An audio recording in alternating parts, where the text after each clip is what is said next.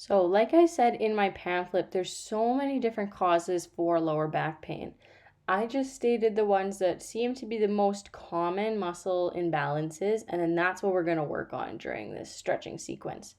So, hip flexors, they're definitely the culprits of lots of things. They're caused from lots of sitting throughout the day and can easily become super overactive. So, again, what you want to do is get into a kneeling lunge position, keeping that core nice and tight so you're not going anywhere. Have those knees both bent at about a 90-degree angle, and you really want to flex that rear leg. You want to squeeze that glute and then tuck it underneath yourself. Then from there, you should feel that nice stretch going down the rear leg, the front of that rear leg. You should feel it in that hip and then going down that quad even sometimes if you're super tight, depending on where it is. So you're going to hold this stretch for 30 seconds on each side. So 30 seconds on one leg, 30 seconds on the other leg, and then you're going to do this for a total of 2 sets. So just like the hip flexors, the upper traps are definitely a very common muscle to be overactive in lots of people.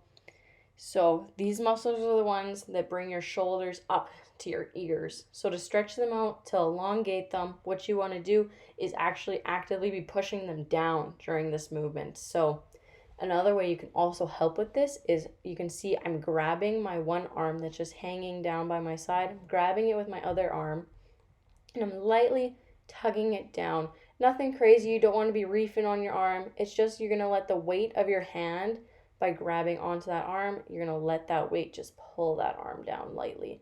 Then you're going to let your head fall to the opposite side, and just like I showed there, you should be feeling the stretch on the lateral portion of your neck and maybe even going towards that shoulder. So what you're going to do is you're going to hold this stretch for 30 seconds on one side, 30 seconds on the other side, and then you're going to take a little mini break, and then you'll do it 2 times, so a total of 2 sets. So your lats are a very large muscle that take up a good portion of your back. So they actually start up by your neck and then through fascia and connective tissue actually connect to your hip. So to stretch these out, what you want to do is get a bench or a table, chair, anything that's about shoulder height. And what you're going to do is with one arm, you're going to grab onto that bench. And then you want to hip hinge. You're standing about shoulder width apart. Bend at those hips, stick that bum out, and then kind of let your head fall down to the side. From here, you want to twist across your body. So you can see my left arm is on the bench, and with my right arm, I'm twisting underneath my body, and I'm grabbing on to about that left knee. So again, on the opposite side, I'm going to be grabbing onto the bench with that right arm, twisting underneath my body, and then with my left hand, I'm going to grab on to that right knee, and you should feel a nice stretch going across that back. So just like all of our other stretches, you'll hold for 30 seconds on one side, 30 seconds on the other side, take a nice mini break, shake it out, and you're going to do another set. So you're going to do 2 sets of this in total. The next stretch we're going to do is for our quadratus lumborum, or our QL muscle. So this muscle attaches from the back of our hip to our spine. So what we're going to do to stretch this muscle out is lying in a supine position on our back. What we're going to do is you want to have your hands off to the side, palms flat into the ground, and you want to make sure your shoulders stay flat on the ground the entire time you're doing this movement.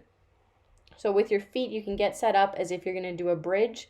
So have your knees in a slightly bended position with your feet flat on the ground. You want to keep your knees together, and what you're going to do is let your knees fall to one side and try to let them touch the ground. So you can see right here, I'm about to demonstrate it. You let your knees try to get to the ground, you let them fall, keeping your feet and knees together.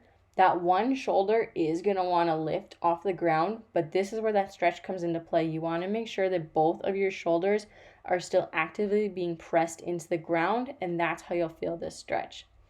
So again, like all of our other stretches, hold for 30 seconds on one side, 30 seconds on the other side, and you're going to do this for a total of 2 sets. All right, so we already stretched out our hip flexors, but now we're going to get even deeper and hit that deep psoas muscle, which is also a hip flexor. So you want to get set up the same. You want to start in 90 and 90 degrees with your knees bent, but then you still want to squeeze that glute, but you want to get nice and deep into that stretch so you'll feel it really deep in that hip flexor and still try to squeeze that rear leg's glutes. That'll really help you feel this stretch. Another way you can get set up into this is grabbing that rear leg. You want to lift it up and then grab it with that hand, and you'll feel a really deep stretch going along that back leg, that hip, and down the quad. This is a great way to feel a deeper stretch. You need to have your core engaged because your base of support is a bit smaller, so you're going to feel a little unstable, so you just have to make sure that your core is nice and engaged. You can have something to hold on to next to you if that makes it more comfortable. So again, you're going to do it on the other side, the exact same thing, 90 degrees, 90 degrees, and then you're going to have a nice forward lean, and you're going to let that hip sink into the stretch, keeping that core super tight. And if you want, you can do this variation as well. So pick which variation you'd like to do.